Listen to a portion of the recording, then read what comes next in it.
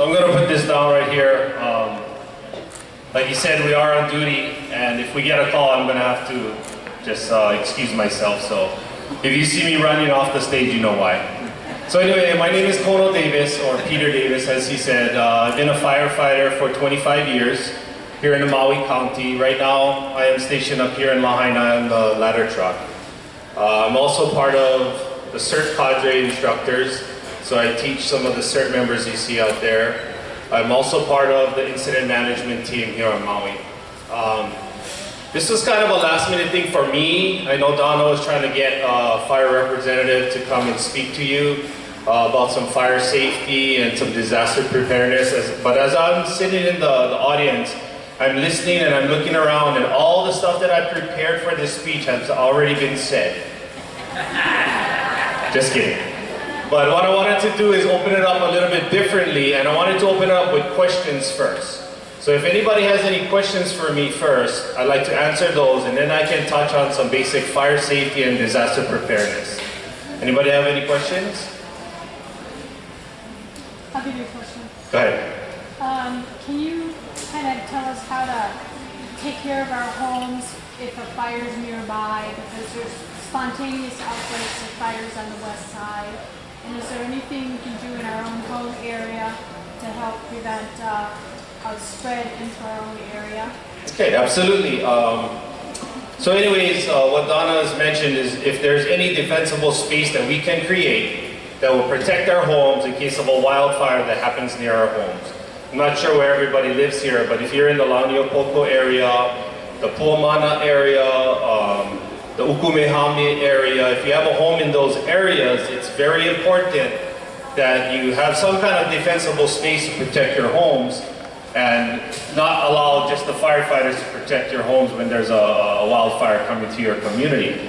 What that consists of is you want to make sure that you have at least 30 feet clear of all vegetation around your homes, except for live standing trees. So what I'm talking about is anything that is about 18 inches or higher, consisting of dry grass or brush, that may pose a fire hazard if there's a wildfire near to your home that could encroach onto that part and then come closer to your home.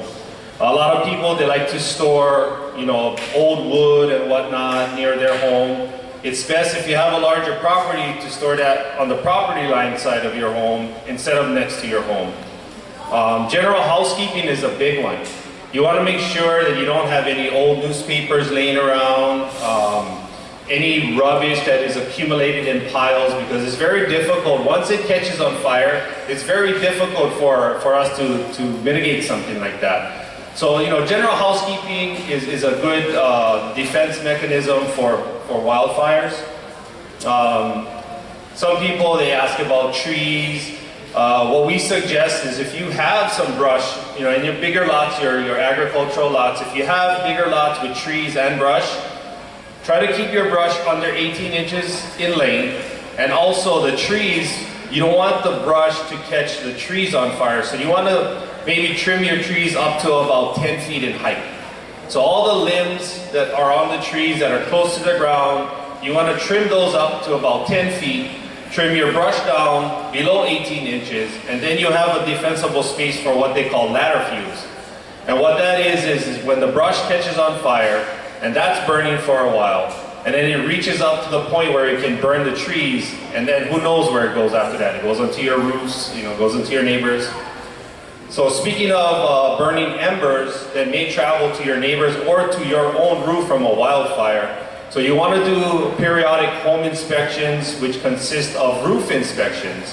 You know, depending on what kind of shingles you have on your roof, it's very important that you don't have any missing, because that's an area where an ember can enter into underneath the roofing near your plywood on your roof and start a fire. You also want to make sure that all your vent holes have metal screens on them, and always check on them, because for some reason birds like to peck on those things. When they're plastic or when they're made of some other material, birds like to peck because they figure out that that's a very good place to nest. So always check those vent holes and make sure you can put wire mesh on them, because that's also another entry point for burning embers. Anything loose, you know, not too many of you have chimneys here in Lahaina, but that's also an entry point for burning embers. Anything else? Any other questions? Go ahead. Okay, so grease fires. Let's talk about fires in general then, and then we'll touch on the grease fire. So anyways, one of the points of my presentation was just home fire safety and how to handle small fires in your home.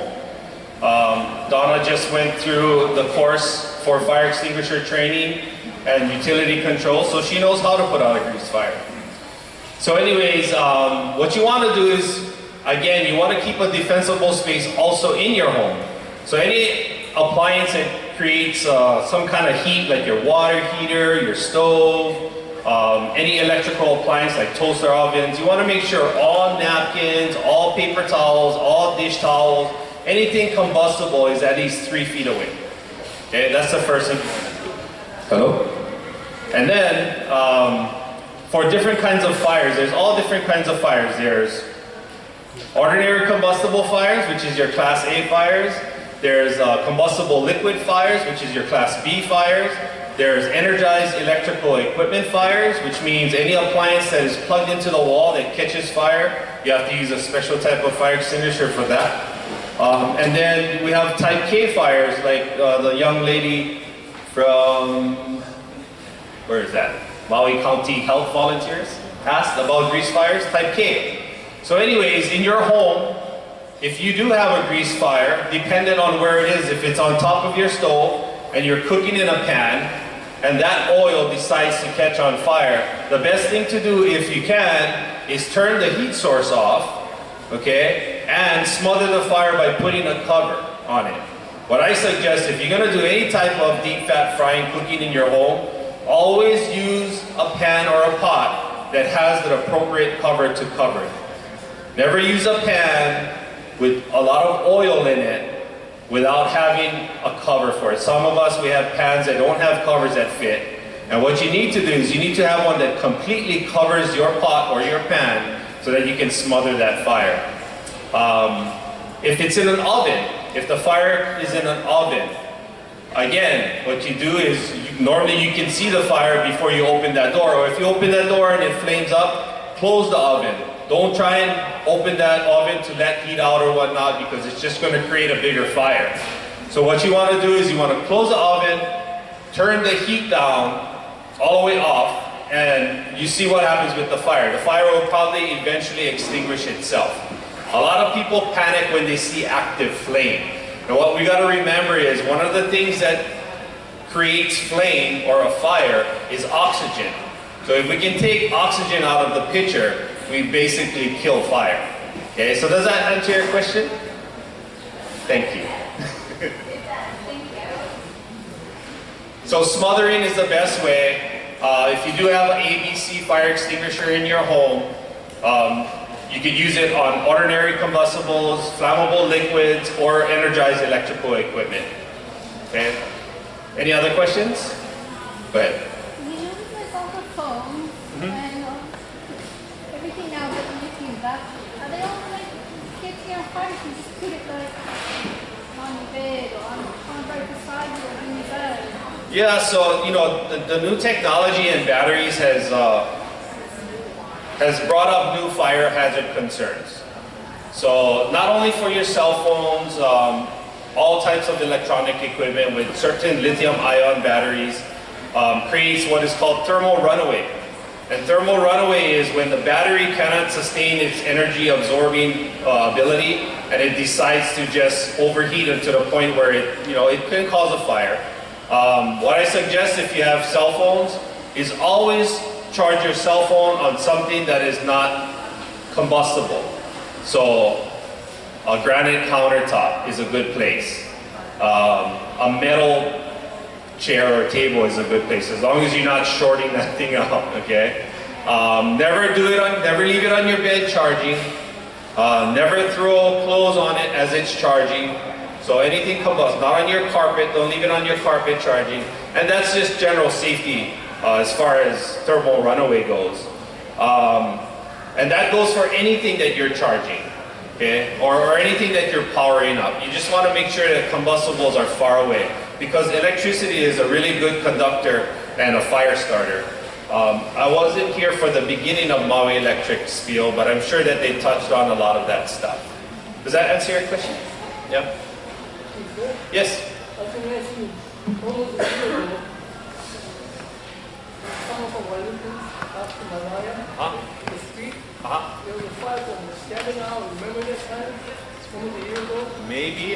There's a lot of fires that happen. Yeah, there was 6, 7 hours. All Bishop moved up back like the next morning, because that time, we had a fire truck up there, and it got stuck. That was the worst fire I ever seen in Malaya. On the street up there. Yeah. Remember that time? Yeah. And now Bishop is going to church. People come back on the old area of our church started. Yeah. And people were like, how can you come back on line? It's the worst fire I ever seen, and it was so overheated. Like up going to the mountain line. And I heard the fire truck was going up to us. It helps if you have, whoever you're riding with, make sure they have some stuff in the car, make sure you have the water or something. Yeah, so your question is basically touching on the road closures and what you can do if you're stuck on the other side. So good question, because the roads will close. We only have one way, well, we have 2 ways, but the other way is not recommended. One way in and out of Lahaina. So people that are from the other side get stuck on this side, people from this side get stuck on the other side. If you're going to make a trip to Costco, or if you're going to go visit family members on the other side, what I suggest is taking extra clothes. Make it like a road trip, because you never know. If you had ever gotten stuck in traffic when there's a brush fire, you know that you wish you had your toothbrush, or you wish you had an extra change of clothes, or you wish you had... What I would do too is I would make contact with somebody, you know, if you have family or friends on the other side, just, you know, make an agreement with somebody that if there is in case of fire, that you can actually stay somewhere. Some fires are indeed long, and the reason why we do close the roads is more for the safety of our firefighters who are going up and down along the highway to fight the fires, as well as visibility. When visibility is poor, then we're just going to be asking for a vehicle accident. So, yeah. 6, 7 hours of it. Yeah, long time.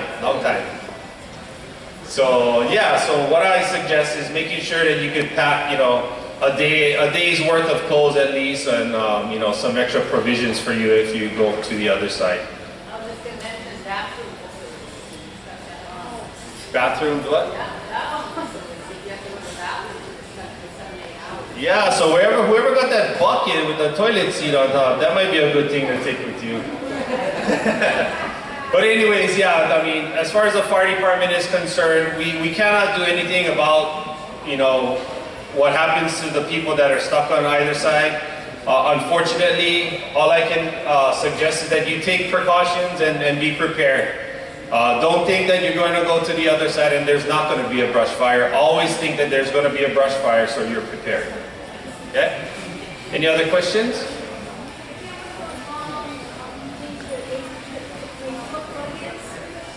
Oh, okay, power strips. Okay, so she's talking about power strips or what is it called? What is the other one? Power strip? Circuit breaker? No, not a circuit breaker. Extension. Surge protector, thank you. Brain freeze. So anyways, there's 2 different types. There's a power strip and there's a surge protector. One of them is just an appliance that you plug into your wall, and you have so many other outlets that you can use. Whatever outlets that they provide you is what it's designed for. Okay? The difference between a power strip and a surge protector is a surge protector has a fuse in it that will trip if it's overloaded. So you cannot put too many plugs in that receptacle. The dangerous part is people think that power strips and surge protectors constitute as permanent wiring, and it does not. Okay, so you don't use your power strip to extend your microwave line so you can put your microwave further from the receptacle. Okay, any appliance like that draws a lot of power, like microwaves, refrigerators, stoves, needs to be plugged in directly into a receptacle that is coming out of the wall that is connected to a circuit in your circuit box, yeah, your breaker box. So anyways, and you see a lot of places, I have to check if it was here, but people, they plug in a power strip and then plug another power strip into the power strip. That's a no-no, that's called piggybacking, okay? It's almost bad enough that you use an extension cord in a power strip because that's not what it's designed for. They actually make power strips or surge protectors that have longer cords to it that you can use if you wanted to get extra reach. So never plug more appliances or devices into those power strips or surge protectors than there is outlets. Never extend another power strip off an existing one, and sometimes you have like an extension cord with 3 receptacle outlets on one end. You don't want to plug that into a power strip either, or into your wall. Does that answer your question? Yeah. Any other questions? Yes. I came late, so I didn't know what the presentation, if it's just safety on the house, but I'm interested to know, is there any emergency shelter in this side of Maui? Because we're told it's the high school up here or the Princess place. Is there anything over here? So you just missed Anna's spiel there. She can help you there, but I'll just give you a real quick update. So all the schools on the west side, and it's dependent now. We're not going to do shelters on the schools that are in the flood zone like Camp 3rd, but Lahaina Luna, Lahaina Intermediate, Princess Naiana, and she also mentioned the Lahaina Civic Center, but only the bottom area, I believe, because the top is not sound enough. And one real quick on that, just because a facility has been identified as a potential shelter, it is not a shelter until it's been announced as a shelter, right? Because we're not necessarily opening every single facility. We might only be opening 1 or 2. So it's always important to know what your possible shelters are, but don't go to one until it's been announced that it's open as a shelter. Perfect. Any other questions? Okay, so some general fire safety, real quick. How much time do I have? Keep going. All right. So general fire safety. First, we're going to talk about smoke detectors. How many people have smoke detectors in your home? Everybody should raise their hand. If you didn't raise your hand, go get smoke detectors right now. Like, don't stay for my speech. Go. Ace is right there. Just go. So anyways, the other question is, how many people have working smoke detectors in their home? Okay? Not the same amount of hands, remarkably. So anyways, just to give you a little bit of numbers, 3 out of 5 fire deaths, listen now, 3 out of 5 fire deaths. Hold on. Hear that, Joe?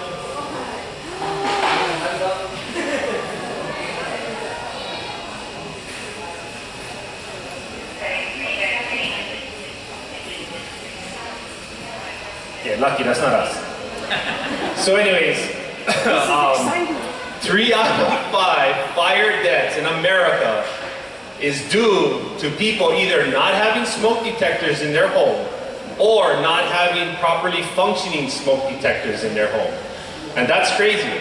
That 60% of fire deaths is directly a result of either no smoke detector or a faulty smoke detector. What I suggest you do is, if you have an older home and you don't have interconnected smoke detectors, go ahead and upgrade those to interconnected smoke detectors. And what that is if one smoke detector in baby's room goes off, the smoke detector in mommy and daddy's room goes off as well. And every other smoke detector in your home. And what that does, it alerts everybody in their vicinity that they have to get out. So what do we do when the smoke detector goes off? Do we call 911? No. Smoke detector goes off, we get out. Do I hear an echo? Is that because I'm too close? It's just maybe in my head. Hi. The Red Cross will not only give you smoke alarms if you don't have them, but they'll come and install them at no cost. These are 10-year smoke alarms. no battery replacement, replace the entire alarm. If you need smoke alarms in your house, thank you very much for the tip. Sign up today, we'll come and install it at no cost, no obligation on your part. Okay, awesome. Yeah, so we also have a program. Right now it's on hold. Basically it's called the SAM program, or Smoke Alarm Maui program. And what we do is we try to address people's homes who have elderly or younger kids in their homes first. People who are young adults, you can go and get your own smoke detectors. But basically we will come and install smoke detectors in your home as well. So getting back to smoke detectors, what you want to do is you want to make sure that the smoke detector is maintained. We have two different types of smoke detectors. One is ionization smoke detectors and one is photoelectric. The ionization smoke detectors kind of like senses particles that pass through this infrared light, and when that happens, the smoke detector goes off. You may also have false alarms because if dust gets into that area, or if you're not cleaning your smoke detectors often enough, you'll get false alarms on your smoke detector because these particles are passing through that infrared beam. What I suggest is if a single beep is happening every once in a while, that's an indication that your smoke detector is telling you, I need my batteries changed. So normally, even if you have direct contact smoke detectors into your electrical system, you also have what is called a battery backup in case your power goes out. And those batteries need to be replaced at least once a year. So what I suggest is picking somebody's birthday, and on that person's birthday, you change all the smoke detector batteries in your home. The other thing is that smoke detectors have a shelf life. If you have a smoke detector that is older than 10 years old, get rid of it and change it out because it won't work properly anymore. It may work, but it's not guaranteed to work properly. Okay, so smoke detector is very important. The other thing that I wanted to talk about real quick before I end is escape planning. So this is escape planning just for your own homes, for you, yourself, your children, elderly people. You want to develop a fire escape plan. How many of you have a fire escape plan? Oh, only a couple. Less than the people that have smoke detectors in their home, that's for sure. So anyways, what you want to do is you want to develop a plan. You want to draw out your house. You want to make sure that every room has at least 2 ways out. That could be a window or a door. If you live on a 2-story home, you have to be conscious of how that's going to happen. They do sell escape ladders that you could purchase, or if you could find a way to safely escape from a 2nd-story window, put in provisions for that. You also got to remember to practice your escape plan. Everybody that draws an escape plan, not everybody practices it. And practice is what's going to help you when the emergency comes about. Because I guarantee you, if your house is on fire and your rooms are filling up with smoke, it's going to be hard for you to think of what to do. So practice your fire escape plan with everybody. If you have a disabled person, the best thing to do is not ever put a disabled person on the 2nd floor. Try and keep them always on the 1st floor so it's easier for you guys to get out. Children like to sleep and sleep heavily. So what I suggest is when you do your test for your smoke alarm, you can actually make that alarm go off for a little while. What I suggest is doing it in the daytime when they're awake and doing it at night when they're sleeping. You'll get 2 totally different results. Okay, so you want to practice that at all times of the day. Not only when people are listening to you like, okay, there's a fire here, let's get out. But when they're in a deep sleep, you wake them up and try to get them out. You'll see a complete difference. Anything else before I end? Do you have anything else for me? All right, it was really good to be here. And if you have any more questions, Misty from Civil Defense can answer all your questions, because she used to work in fire prevention too. Thank you.